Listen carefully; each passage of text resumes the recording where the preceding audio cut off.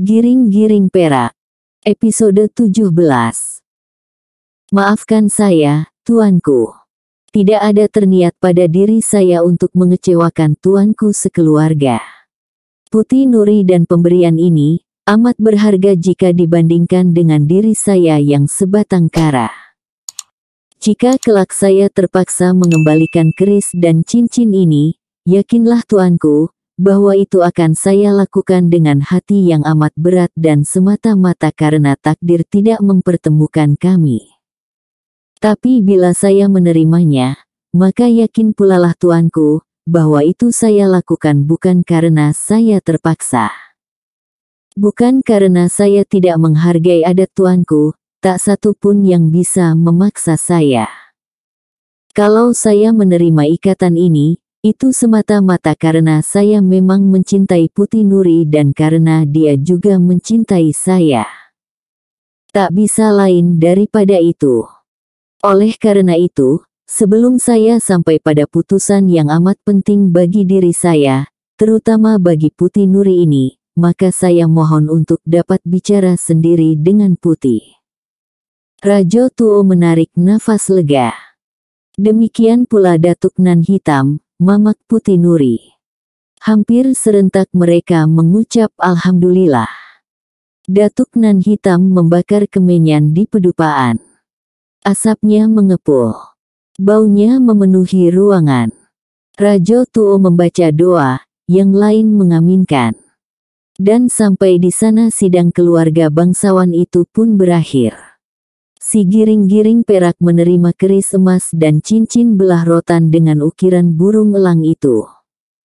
Kemudian melangkah ke bilik depan yang telah disediakan untuknya. Dia tak bisa tidur sepicing pun. Kepalanya jadi pusing. Bagaimana dia akan menerima ikatan jodoh ini? Dan bagaimana pula caranya untuk menolak? Ini bukan soal cinta atau tidak cinta. Bagaimana harus mengatakan cinta, sedangkan kenal saja baru pagi tadi. Terus terang saja, hatinya memang menyukai gadis itu. Dia menyukainya tatkala pertama kali dilihatnya gadis itu dalam pelukan sersan Belanda yang berniat melarikannya pagi tadi di Pasar Banto. Dan sampai pun ketika mereka berhenti di tepi sungai kecil dalam rimba, membakar ikan, dia makin menyukainya. Masih dia ingat betapa gadis itu menyandarkan kepalanya ke bahunya tatkala mereka berkuda menuju pulang. Rambutnya yang harum membelai wajahnya ketika angin tertiup kencang karena lari kuda.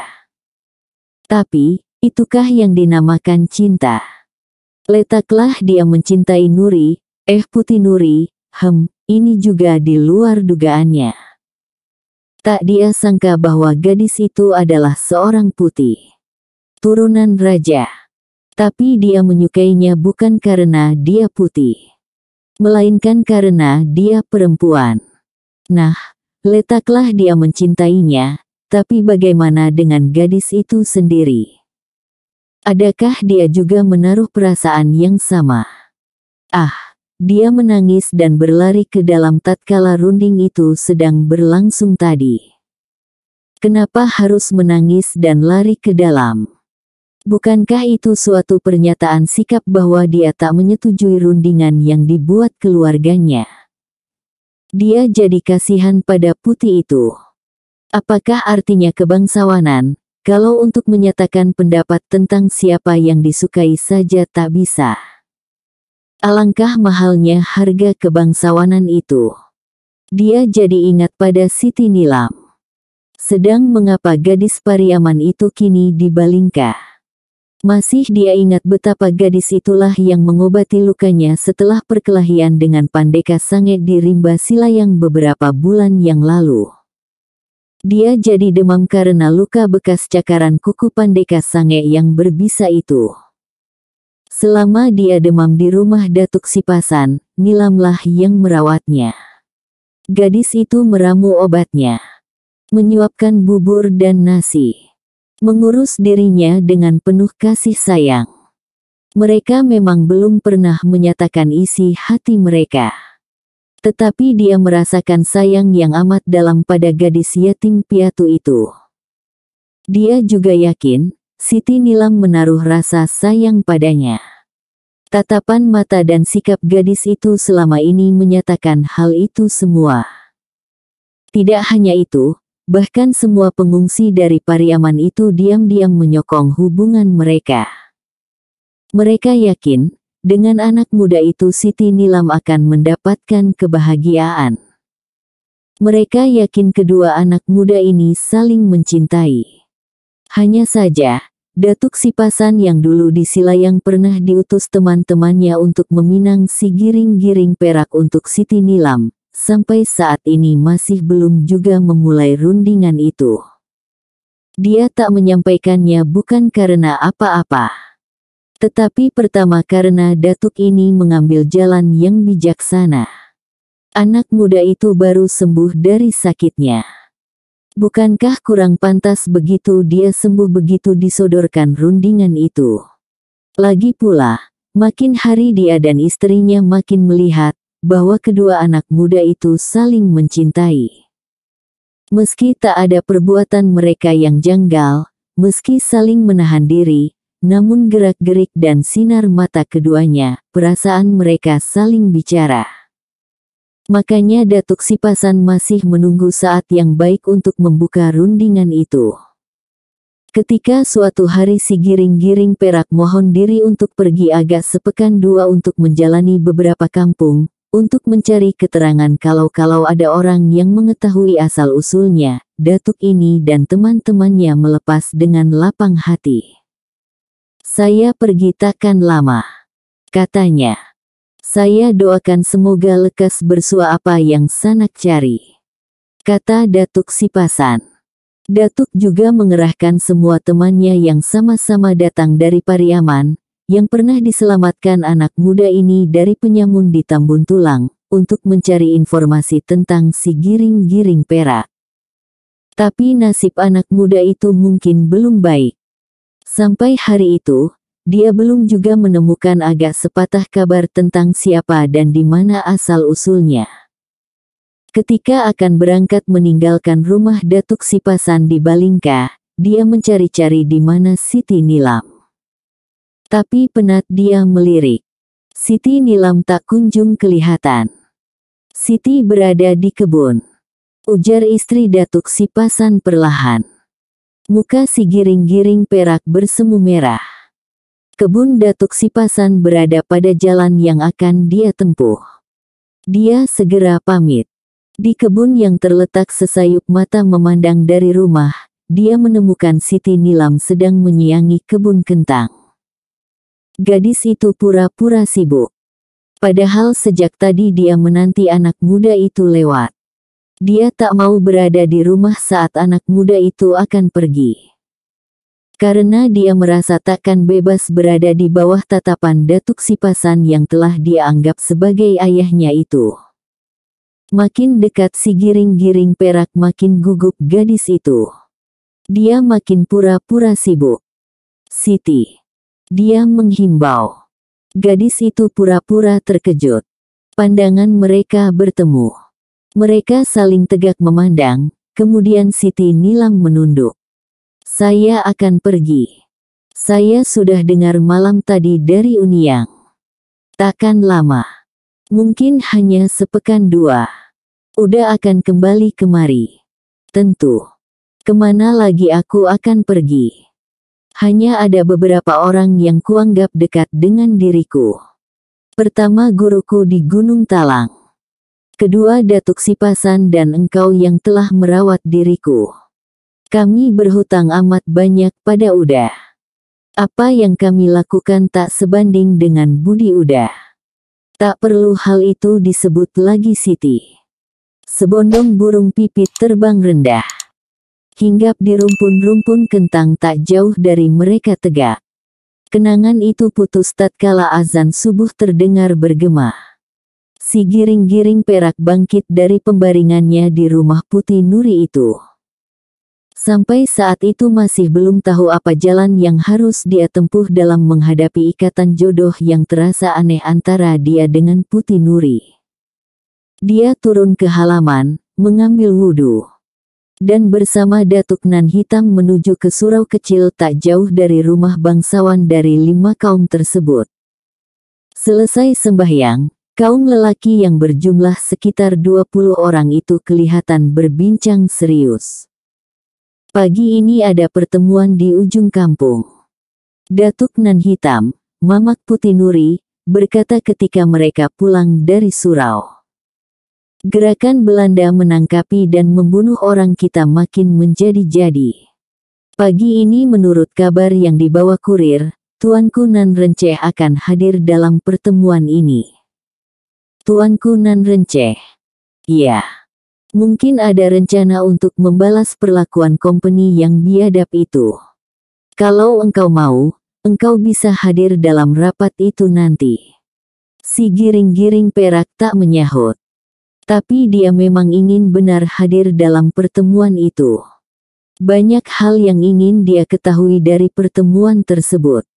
Dalam pertemuan itu pastilah berkumpul pendekar-pendekar tangguh. Mereka tentulah mengetahui banyak tentang dunia persilatan Minangkabau. Barangkali saja di antara para pendekar yang hadir itu ada yang kenal pada orang tuanya. Atau ada yang bisa memberikan informasi tentang asal-usulnya. Ya, dari mereka pasti banyak informasi bisa didapat. Dia berniat untuk bisa hadir dalam pertemuan itu nanti. Mereka naik ke rumah gadang tersebut. Kopi dan goreng pisang sudah terhidang. Lengkap dengan ketan padi baru. Rajo Tuo yang belakangan datang dari surau segera menggabungkan diri menghadapi minum pagi tersebut. Kalau tidak ada yang keberatan, saya ingin hadir dalam pertemuan dengan Tuanku Nan Renceh nanti. Ujar giring-giring perak tatkala selesai minum. Sebelum Rajo Tuo dan Datuk Nan Hitam menjawab, dia menyambung lagi, tapi barangkali ada hal-hal penting dalam rapat itu yang akan dibicarakan.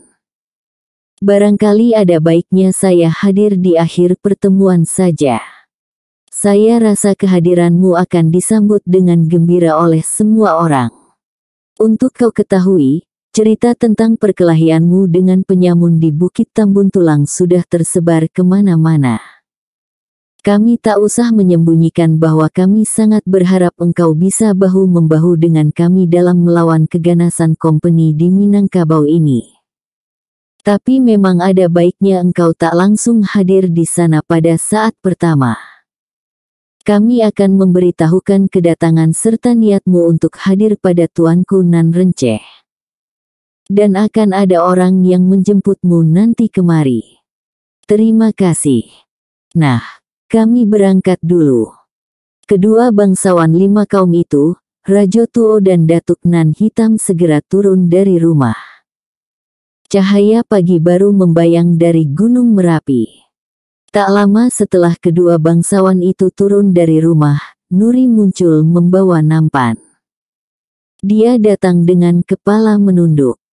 Memakai kerudung tipis berwarna merah. Hati gadis itu jadi berdebar saat berlutut di samping giring-giring perak, mengumpulkan gelas dan piring bekas minum ayah dan mamaknya. Giring-giring perak segera ingat bahwa malam tadi dia minta untuk bisa bicara dengan gadis ini kepada orang tuanya. Kini mereka hanya berdua di rumah itu. Ibu Nuri sejak selesai sembahyang subuh tadi pergi dengan perempuan-perempuan lain ke sawah yang tak jauh dari kampung tersebut. Bukankah kini kesempatan itu terbuka untuknya bicara?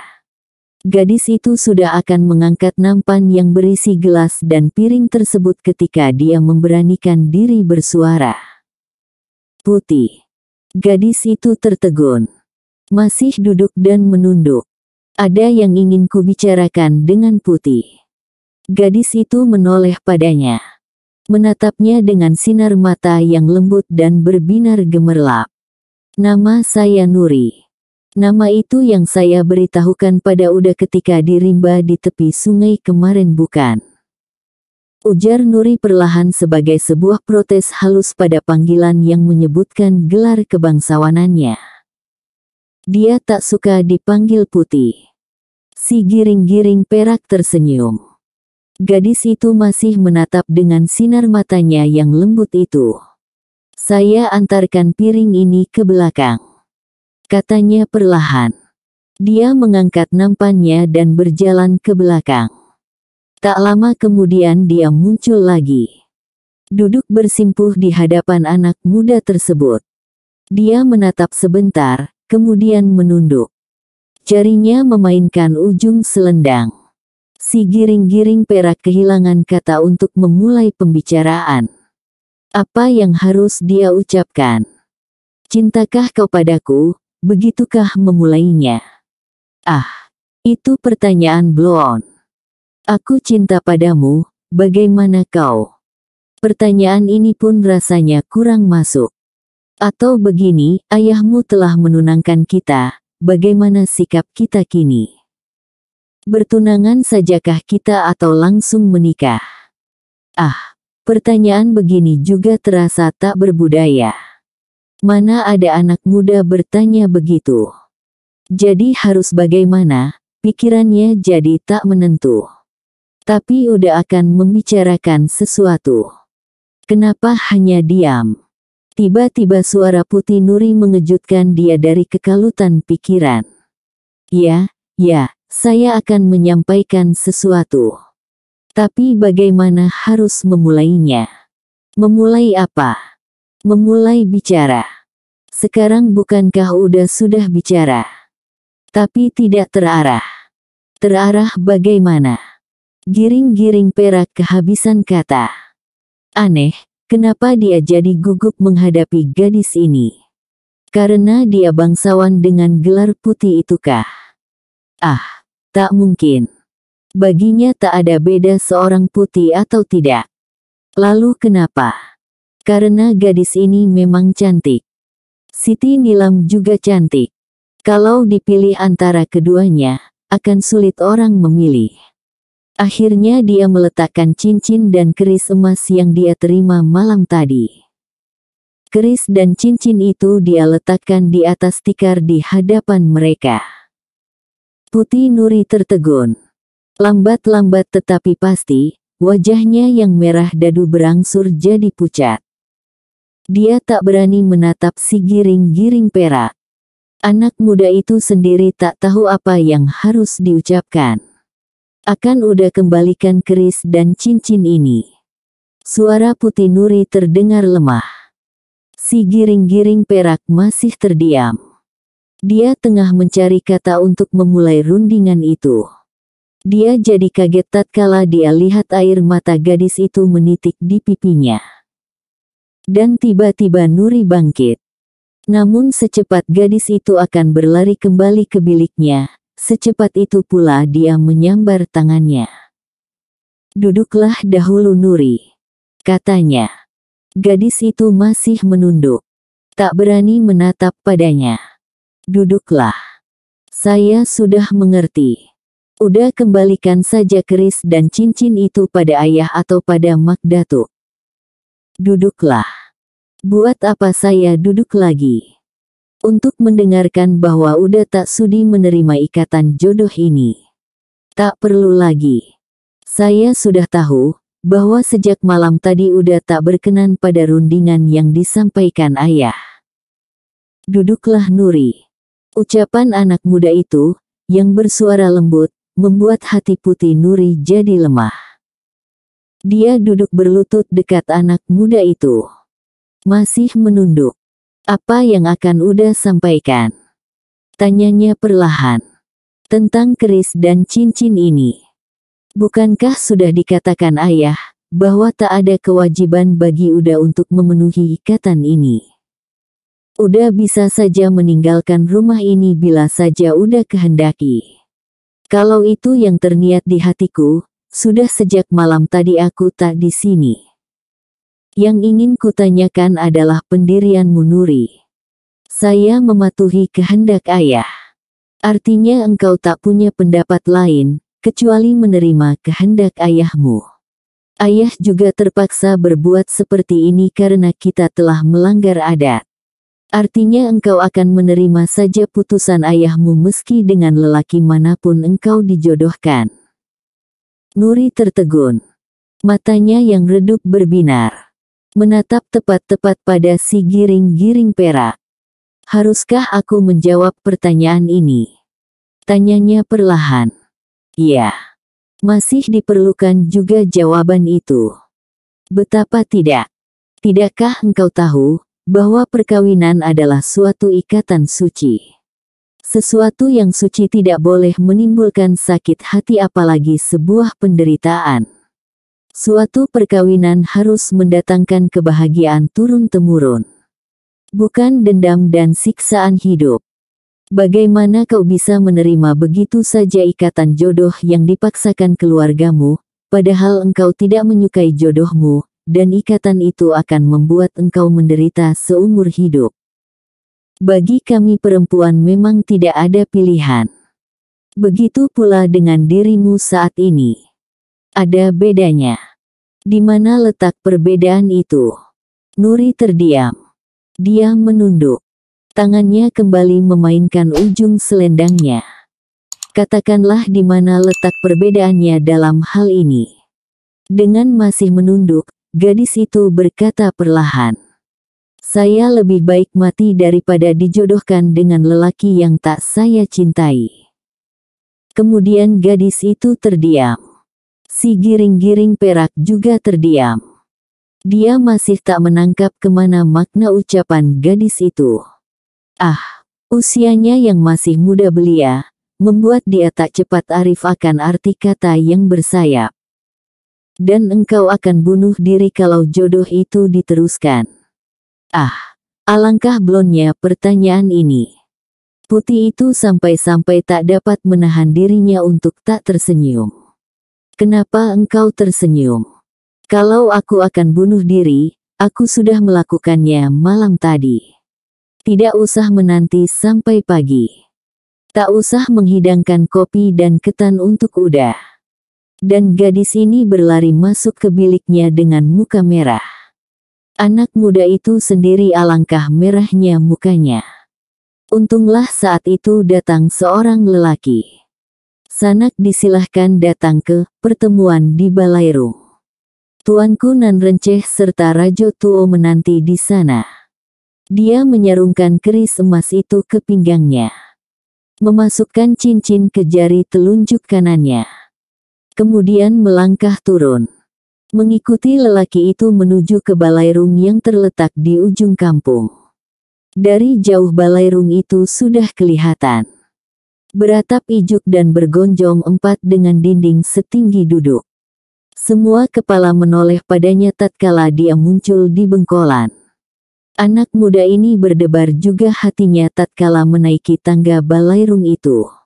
Di Balairung tersebut ada 20 lebih lelaki duduk bersila. Sementara di sekeliling Balairung kelihatan beberapa lelaki tegak berjaga-jaga. Assalamualaikum, katanya perlahan. Hampir serentak semua yang hadir menjawab salamnya. Dia memberi salam keliling, kemudian duduk bersila dekat pintu. Selamat datang, anak muda. Kami telah lama mendengar tentang engkau. Tak disangka, Tuhan menakdirkan kita bertemu di sini. Silahkan duduk di sini. Sebelum dia menjawab, lelaki tadi yang menjemputnya ke rumah, dan kini duduk di sisinya berbisik perlahan. Dialah tuanku Nan Renceh, pemuka agama dari Tilatang Kamang.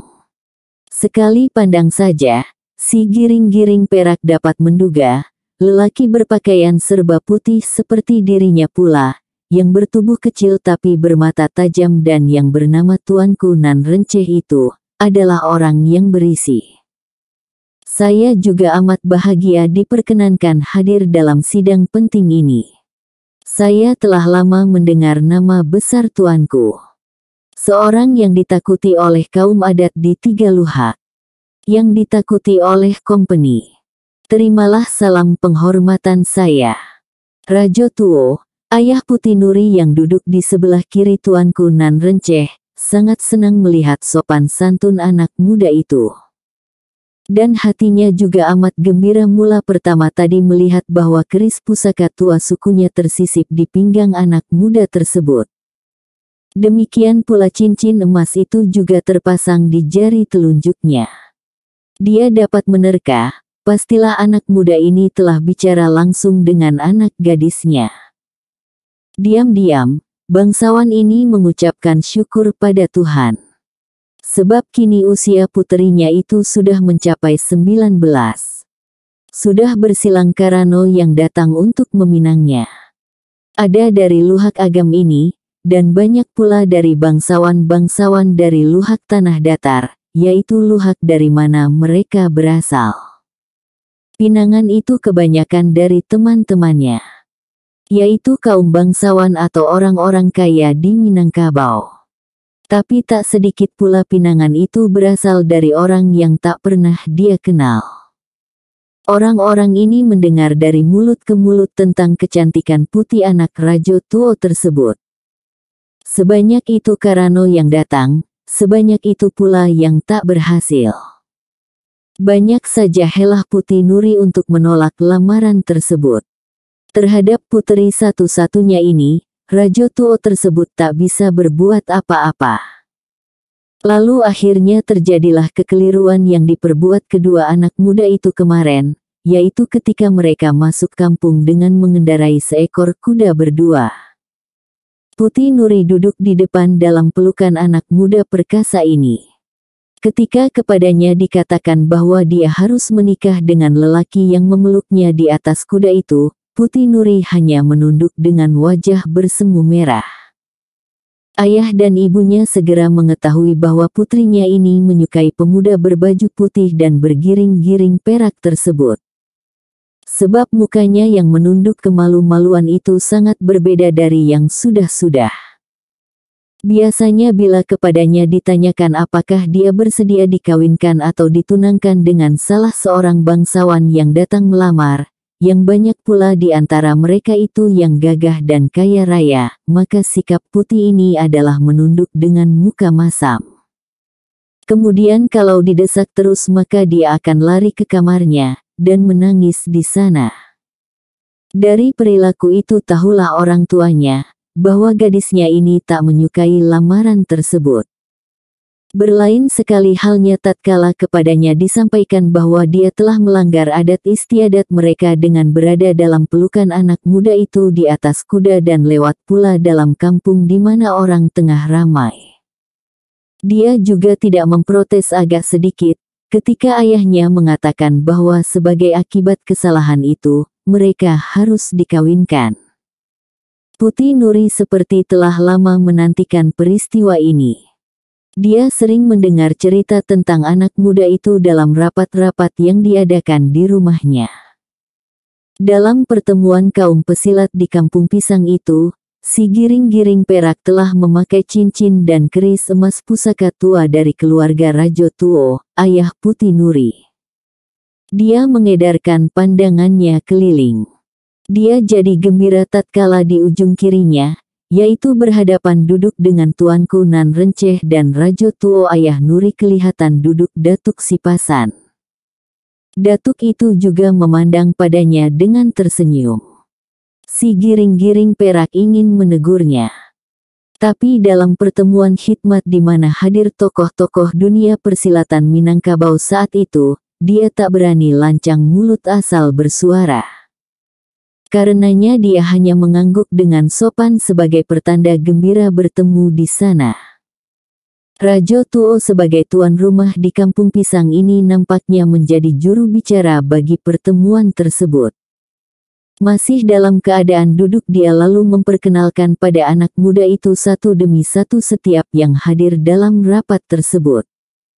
Setelah memperkenalkan tuanku Nan Renceh, dan Datuk Sipasan serta 3 orang temannya dari Pariaman, Rajo Tuo itu lalu memperkenalkan seorang lelaki bertubuh besar berbaju serba hitam. Beliau adalah Tuo Lintau, guru gadang silek Lintau yang terkenal itu. Si giring-giring perak memandang pada orang tua berbaju serba hitam itu. Rambutnya sudah beruban. Nampaknya sudah uzur. Tapi cahaya matanya alangkah tajamnya. Sekali lihat, si giring-giring perak tahu bahwa tenaga dalam pemegang silat Lintou ini amat tangguh. Dia mengangguk memberi hormat. Ah, Rajo Tuo terlalu melebihkan. Kepandaianku hanyalah sekedar bisa bersilat untuk bermain randai. Orang tua itu berkata merendahkan diri. Beliau yang duduk di sudut sana yang berbaju merah dan berikat kepala hitam, adalah Datuk Nago. Guru gadang dari Silek Buayo Lalok dari pesisir selatan. Rajo Tuo menunjuk pada orang tersebut. Si giring-giring perak menoleh. Dan dia melihat seorang lelaki yang layaknya seperti selalu mengantuk. Matanya seolah-olah sulit untuk dibuka. Begitu namanya disebut, dia membuka matanya lambat-lambat. Kemudian sambil menguap besar, dia mengangguk pada si giring-giring perak. Ketika dia bicara, suaranya mendesis. Saya gembira bertemu dengan engkau anak muda. Saya gembira bertemu dengan engkau anak muda. Saya dengar gurumu adalah seorang pendekar dari Gunung Talang. Kalau kami boleh tahu, siapakah nama gurumu yang mulia itu? Si giring-giring perak terlebih dahulu membalas penghormatan orang tua pengantuk itu. Dan dia termenung mendengar pertanyaan Datuk Nago ini. Bagaimana dia akan menjawab siapa gurunya? Saya memang anak dan murid yang malang. Saya tak mengenal siapa orang tua saya. Dan ketika saya dipungut oleh guru, dan berada bertahun-tahun bersamanya, saya tetap tak diberitahu siapa nama beliau. Sampai saat saya turun gunung, saya masih tetap tak diberitahu nama beliau, meskipun telah berkali-kali saya tanyakan. Karenanya mohonlah saya dimaafkan, karena saya tak dapat menjawab pertanyaan yang terhormat Datuk Nago. Engkau seperti bayang-bayang anak muda. Sulit diduga. Kalau engkau tak keberatan, barangkali kami dapat menebak siapa nama gurumu yang mulia itu. Yaitu dengan menyebutkan bagaimana ciri-cirinya. Semua yang hadir pada berbisik, menimbulkan suara bergaung. Ada yang sependapat dengan Datuk Nago itu. Bahwa mereka mungkin bisa menunjukkan pada anak muda itu siapa nama gurunya. Yang tidak sependapat banyak pula. Alasannya sedang gurunya sendiri tak mau menyebutkan namanya. Bukankah itu berarti bahwa si guru punya niat tertentu? Barangkali ada yang ingin dicapai oleh sang guru, makanya dia merahasiakan namanya. Mungkin menyembunyikan namanya itu termasuk salah satu kunci penutup dari ilmu silat yang diterima anak muda itu. Kalau kini mereka membukanya, bukankah mereka telah menyinggung perasaan guru anak muda ini?